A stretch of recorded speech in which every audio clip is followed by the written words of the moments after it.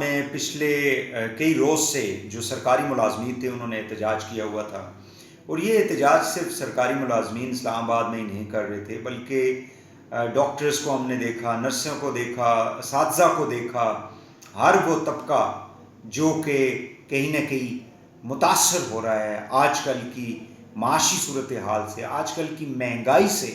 سب سے زیادہ لوگ اس وقت مہنگائی سے پریشان ہیں، کیونکہ ان کی آمدنی اور ان کے جو اخراجات ہیں اس کے اندر مماثلت نہیں ہے، اس کے اندر کوئی بیلنس نہیں ہے، جس کی وجہ سے لوگ پریشان ہیں۔ اور یہ جو ملازمین یہاں پہ تھے جن کے اوپر پھر ہم نے دیکھا شیلنگ بھی کی گئی، پھر ہم نے دیکھا کہ لوگوں کو جس طرح سے ان کو مارا پیٹا گیا، یہ جمہوری حکومتوں کے اندر نہیں ہوتا۔ اس وقت جب کہ حکومت نے ایک کمیٹی بھی بنائی ہوئی تھی، لیکن شیخ رشید صاحب کا یہ کہنا تھا کہ ہم نے جو بات کی تھی وہ 1 سے 16 کے گریڈ کے لوگوں کے لیے کی تھی، ہم نے 17 سے 21 والوں کے لیے بات نہیں کی تھی۔ جو بھی تھا، لیکن مذاکرات سے بات چیت ہونی چاہیے تھی۔ اب صورتحال بنیادی جو ایشو ہے نا، اس کے اوپر ہمیں فوکس کرنا چاہیے کہ حکومت کو جو بھی اناؤنسمنٹ کرے حکومت، وہ پھر اس کو منوان پورا کرے۔ یعنی جو بھی لوگوں کی تنخواہوں کے اندر اگر ریز آپ نے دینا ہے تو آپ اس کے اوپر اسی طرح سے عمل درآمد کریں گے تو شاید لوگوں کو فائدہ ہوگا، کیونکہ جو تنخواہیں اس وقت دی جا رہی ہیں سرکاری ملازمین کو، شاید وہ ان کا جو روزمرہ کی ضروریات ہیں، بچوں کو اسکول انہوں نے بھیجنا ہے، میڈیکل کے لیے یعنی صحت کے لیے ان کو پیسوں کی ضرورت ہوگی۔ لوگ یہاں پہ کرائے پہ رہتے ہیں، اسلام آباد بہت مہنگا شہر ہے۔ اسی طرح جو بڑے شہر ہیں کراچی، لاہور، باقی جو شہر ہیں وہاں پہ بھی سرکاری ملازمین اتنے خوش نہیں ہیں۔ لہٰذا حکومت کو یہ چاہیے کہ ٹھیک ہے، آپ آئی ایم ایف کی جو ڈائریکٹیوز ہیں اس کے مطابق اپنی اکانومی کو ضرور چلائیں۔ آپ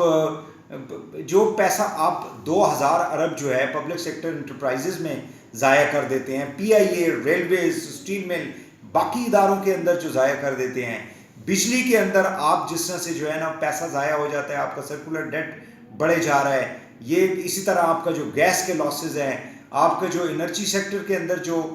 تباہی ہوئی ہے، آپ اس کو کیوں نہیں ٹھیک کرتے؟ 2.5 سال آپ کی حکومت کو ہو گئے ہیں، اور آپ اگر سارے کا سارا نزلہ ایک طرف آپ کہتے ہیں جی کہ پی ٹی آئی اور پیپلز پارٹی اور پی ایم ایل این یعنی زرداری صاحب اور میاں برادران جو ہیں وہ اس ملک کو لوٹ کے چلے گئے، دوسری طرف آپ یہ کہتے ہیں کہ بہت زیادہ قرضے ہمیں ورثے میں ملے ہیں۔ بھائی تو آپ سارے کا سارا جو نزلہ ہے، سارے کا سارا جو